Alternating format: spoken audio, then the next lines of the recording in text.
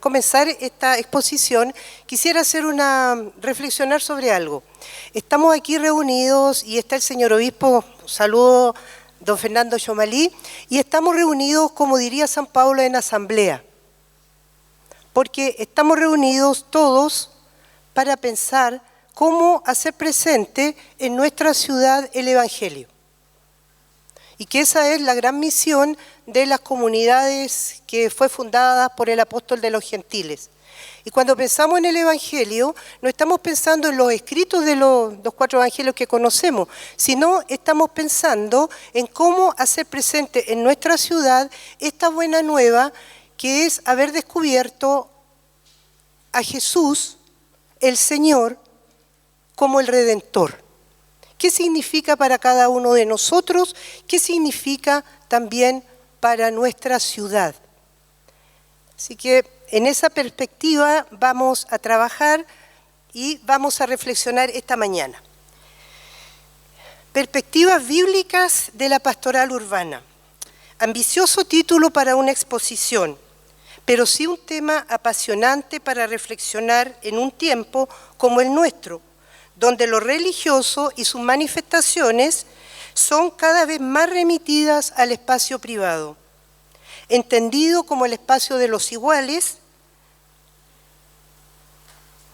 Esto me invita a reflexionar y acercarnos para pensar qué sería una pastoral urbana, es decir, poder pensar la posibilidad de una pastoral en el espacio público, es decir, en el espacio de la polis. El espacio público, entendido como el espacio de los diferentes, el espacio de la alteridad, de las preguntas y de los encuentros. Para adentrarnos en la temática que nos reúne esta mañana, creo importante problematizar el título que ustedes me han entregado. De esta manera, intentaremos construir una respuesta a partir de algunos datos que podemos recoger en algunos escritos bíblicos, especialmente en el Corpus Paulino. Y nos preguntamos, ¿es posible encontrar en el amplio mundo de la Biblia algunas pistas para pensar una pastoral urbana? O tal vez preguntarnos, ¿qué rol tiene hoy en el Santiago de nuestros días el Evangelio? Para responder a estas preguntas usaré la metodología del análisis sociohistórico, discúlpenme, pero es el que manejo, que nos permite conocer los aspectos sociohistóricos, políticos y culturales que han contextualizado el nacimiento de los escritos que vamos a escuchar. Centraremos nuestra atención, como ya lo he dicho, en las cartas paulinas auténticas, cartas, escritos que nacieron del estilete de Pablo de Tarso o bien que fueron dictadas a un escribano. ¿Por qué elegir estos escritos? Porque leer estos escritos es adentrarnos en los albores del cristianismo. En efecto, estas cartas fueron producidas, comillas, entre los años 50, la primera a los tesalonicenses y el 55 para el Gran Testamento de Pablo, que es la carta a los romanos. Por lo tanto, son escritos de la primera generación. Aún viven los testigos que han conocido al Señor Jesús, y son ellos los que fundan las primeras comunidades, reunidas en barrios de las polis grecorromanas del siglo I. Pero, ¿por qué centrarnos en estas cartas? Como lo hemos visto, los escritos de la primera generación nos entregan de primera mano como auténticos testigos para hoy de la situación vivida por las eclesias, es decir, las asambleas de este tiempo. Centrémonos ante todo unos minutos sobre el concepto eclesia. ¿Qué entiende Pablo de Tarso por ello? De la raíz griega kaleo, es decir, eclesia podría ser traducida como la asamblea de los llamados, es decir, lo que estamos hoy día aquí. Por ejemplo, es un concepto, por lo tanto, que nos llama a la acción, llama siempre a la acción de aquellos y aquellas que son llamados para algo. En la tradición política de las polis griegas era la asamblea la que se reunía para tratar los problemas de la polis, los problemas urbanos. En la tradición paulina, Eclesia va a designar, y en la nuestra, la asamblea compuesta por los elegidos, por judíos y gentiles seguidores del maestro Galileo. Al decir elegidos, entendemos que después de la Pascua, después de la Pascua del Señor Jesucristo, la teología de la elección se abre y acoge a los gentiles de una manera distinta. Por lo tanto, la Iglesia, la Asamblea, tiene como misión dar a conocer al mundo al Señor. La Iglesia es su cuerpo crucificado y resucitado en la ciudad. Por ello, las comunidades paulinas son ante todo apostólicas, es decir, comunidades enviadas para dar o para mostrar y para llamar a otros que, viendo el actuar en esta comunidad, descubran en ellas la bondad y el amor de Dios, el Padre de nuestro Señor Jesucristo, como lo repite Pablo en los saludos de sus cartas. Entonces comencemos nuestro recorrido. Nos vamos a centrar en el cristianismo. ¿Qué es el cristianismo? O bien vamos a pensar en los orígenes del cristianismo. El cristianismo es ante todo una religión de ciudad, de polis. El cristianismo, como movimiento de aquellos seguidores que reconocen en el crucificado y resucitado el Mesías, nace y se desarrolla en las grandes urbes de la antigüedad. En efecto, el primer dato que tenemos respecto a cómo las gentes del exterior, los ciudadanos de la polis, designan al grupo que se reúne en asambleas y se declara seguidores y seguidoras de un tal Cristos, lo entrega un escrito de los años 80-90, el libro de los Hechos de los Apóstoles. Cito: y en cuanto lo encontró, lo llevó consigo a Antioquía. Estuvieron juntos durante un año entero en aquella ciudad e instruyeron a una gran muchedumbre. En Antioquía fue donde por primera vez los discípulos recibieron el nombre de cristianos. Esto nos muestra la importancia de la presencia de las asambleas cristianas en las ciudades, pequeñas asambleas que no pasaban desapercibidas, eran activas. Seguramente esta presencia se hacía ver a través de la manera de ser y hacer de sus integrantes, a tal punto que los otros habitantes de la polis le asignan un nombre que les identifique como un grupo distinto, pero miembro de la ciudad. Cristianos es un concepto que responde a una organización social y política de la antigüedad, la clientela o el patronazgo, y quiere decir técnicamente un grupo bajo el patrimonio de Cristo. De esta manera, la asamblea es reconocida porque está bajo el patrimonio de este personaje importante llamado Cristos.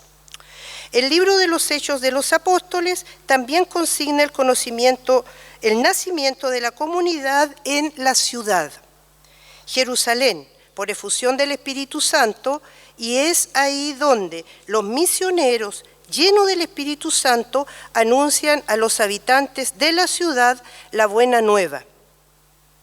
Haciendo eco de lo anterior, de este anuncio que hace Pedro, me permito citar a un importante investigador del cristianismo primitivo que escribe un libro que ya es bastante antiguo, que se llama Los primeros cristianos urbanos, Mix, y nos dice lo siguiente: los grupos que creían en el Mesías Jesús habían llevado ya el mensaje de la nueva religión a las comunidades judías de las ciudades greco-romanas. Allí se desarrolló la forma práctica y de organización misional del cristianismo paulino y del cristianismo, que fue probablemente una característica general de la expansión urbana del movimiento.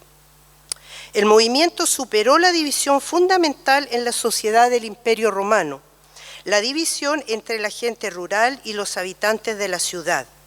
y los resultados fueron trascendentes hasta hoy día.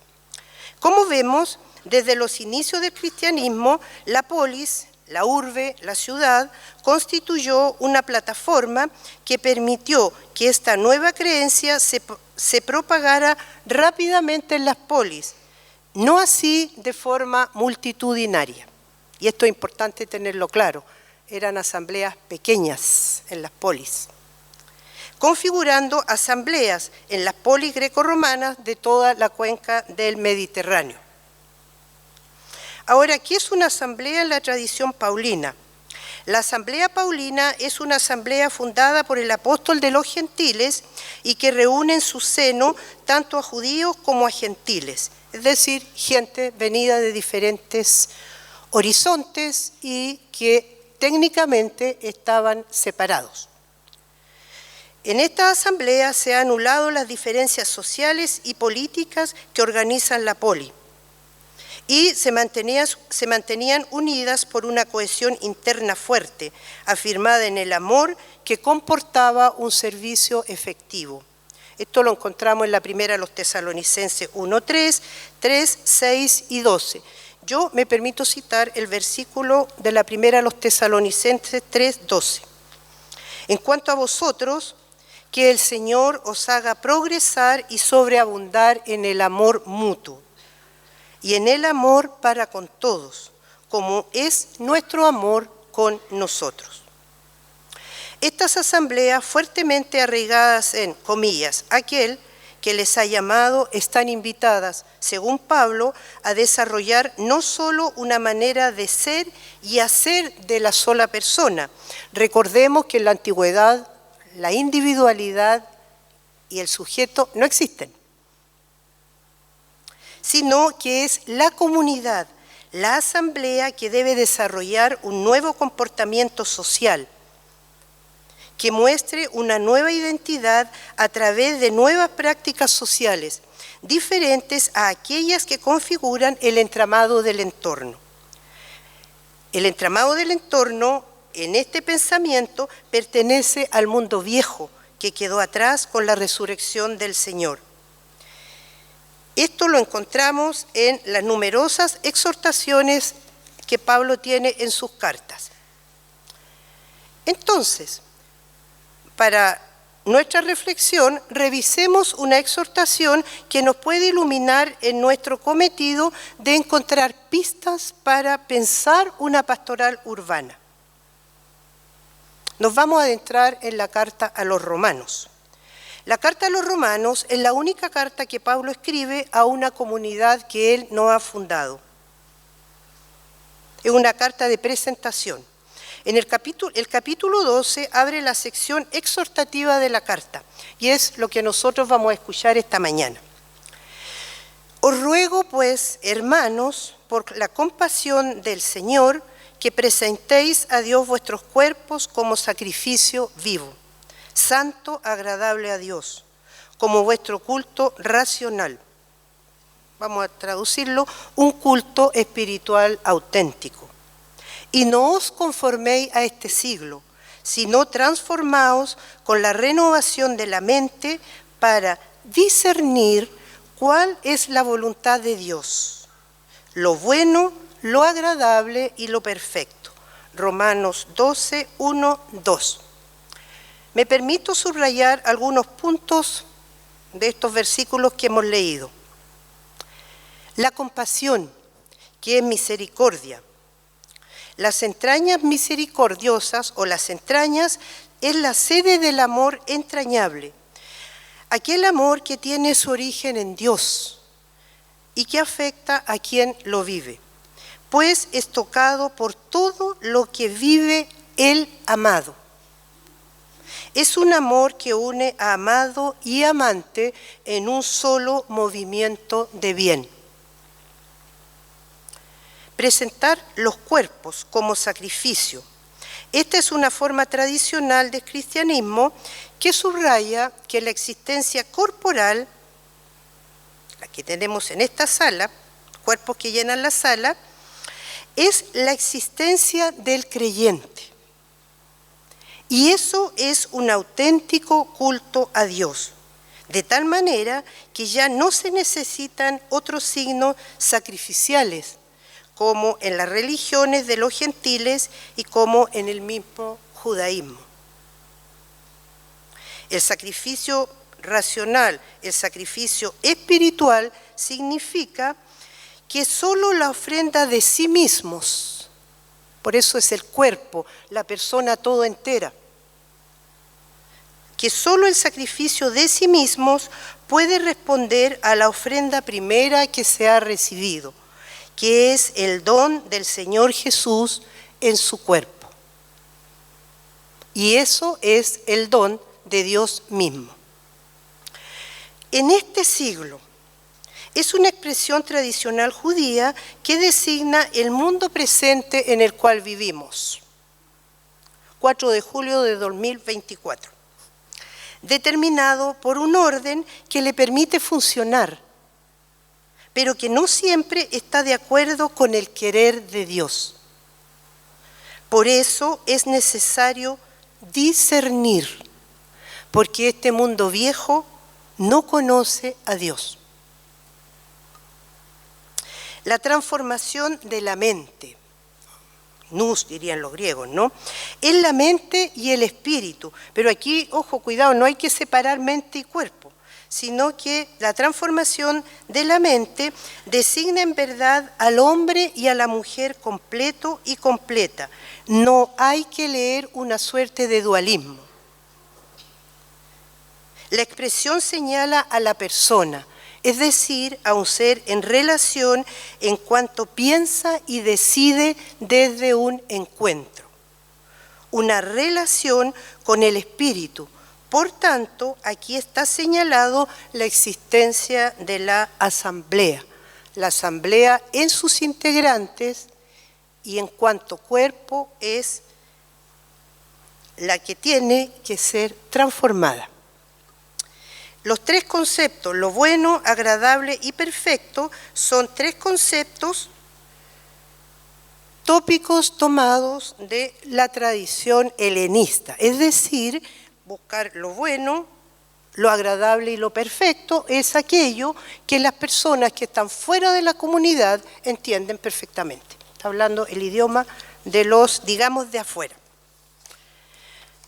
De Pablo, ¿qué hemos aprendido entonces de este pequeño texto?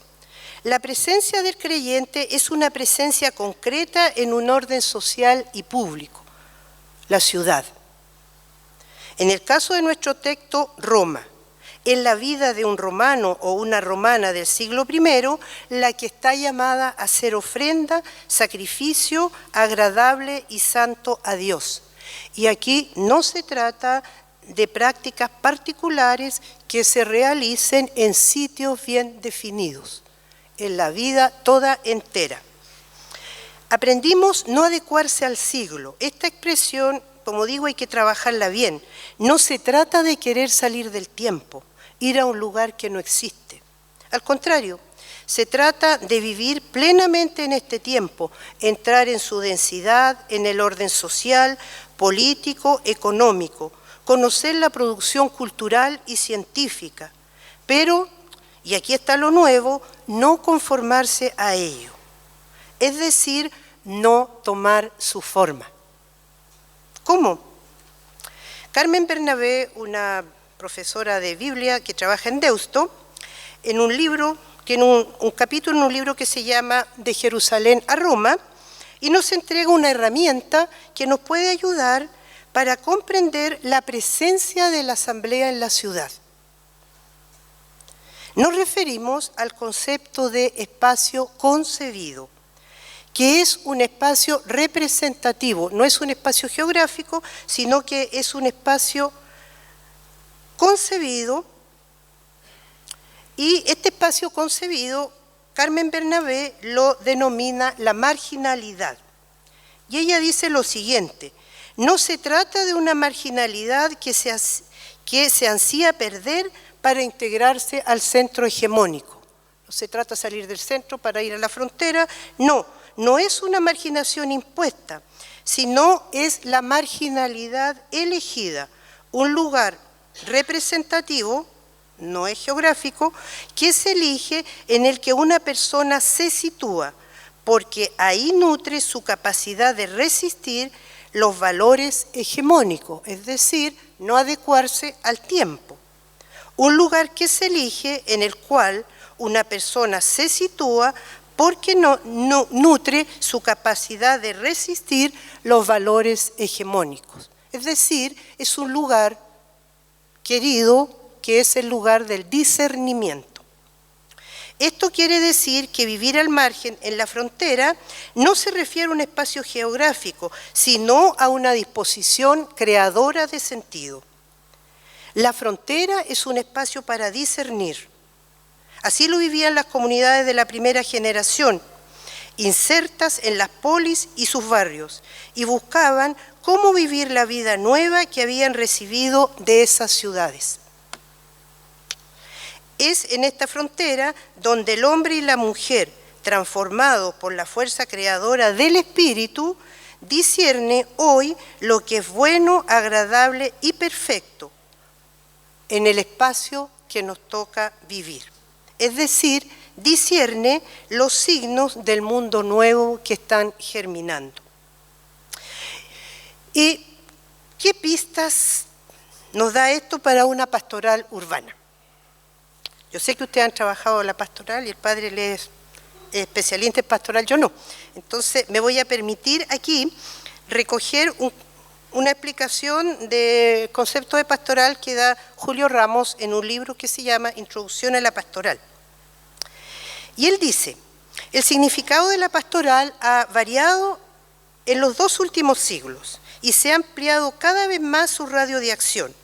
Y así su materia se ha referido, primero, al trabajo de los pastores, después a las tareas intraeclesiales y como último, al diálogo con el mundo y al compromiso con el cambio de las estructuras. Guardaremos la última acepción del concepto, acogiendo lo señalado por el Concilio Vaticano II y las conferencias del Episcopado Latinoamericano. Entonces nos preguntamos, ¿qué perspectiva nos ofrece Pablo para pensar la pastoral? Es decir, el diálogo con la urbe y un compromiso por el cambio de las estructuras, si es necesario. Para acoger la respuesta paulina, me permito establecer primero qué vamos a entender por perspectiva, que es el título de esta disertación. La perspectiva es un concepto que nos lleva al mundo de las artes. Perspectiva, su raíz latina, perspicere, para ver a través de. Entonces, ¿qué podemos ver a través de los versículos que hemos leído de la carta a los romanos que nos ayude a establecer un diálogo con la urbe y en la urbe? Me parece, 1, ser conscientes que la Iglesia hace parte de la urbe, de la polis. No es un agregado más, sino una parte viva y actuante, pues los miembros de la Iglesia son habitantes de la ciudad, de la polis, de la urbe. Los miembros de la Iglesia, los creyentes, son ciudadanos. Segundo punto, es necesario conocer la ciudad, conocer sus gozos y sus dolores, sus espacios, sus barrios, su gente, abrir las puertas y escuchar sus voces, sus gritos y sus risas. Es lo que hicieron ayer en la tarde. Y sobre todo, y ante todo, discernir, buscando siempre con otros lo que es bueno, lo que es agradable, lo que es perfecto.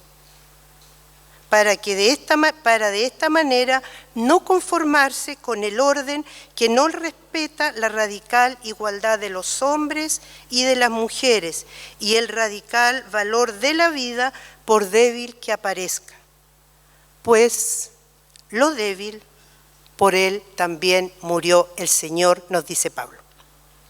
La Iglesia es, en palabras de Pablo, por lo tanto, la asamblea, el lugar donde toma carne el Evangelio, no por la fe de sus miembros, sino porque está firmemente arraigada en el Señor. y por ello hace presente su cuerpo crucificado y resucitado en las grandes y a veces anónimas ciudades de nuestro tiempo. De esta manera, Pablo nos muestra que la ciudad es el lugar, comillas, natural, donde la Iglesia vive y se desarrolla, y es en ella donde entrega el amor que la hace vivir, no en una estructura aparte. Para terminar este compartir, me permito traer a las memorias las palabras de un pastor de la Iglesia de Santiago, don Raúl Cardenal Silva Enríquez. Y don Raúl decía: el amor no es un sentimiento inofensivo, ni un verbalismo ineficaz. No se puede amar sin transformar el mundo. El amor es servir al hombre y a la mujer, y el hombre pasa por la tierra una sola vez. Por eso es que el amor apremia. Un ser humano no puede ser sacrificado a un mañana o a un tal vez. Eso lo dijo don Raúl en la Catedral de Santiago en el Te Deum de 1975. Entonces, para concluir, ¿qué podemos decir? Toda pastoral urbana debe ser una reflexión y luego una acción discernida de cómo ir al encuentro y servir a los hombres y mujeres en las grandes, pequeñas ciudades de hoy, de la cual los creyentes son ciudadanos y por lo tanto responsables. Muchas gracias.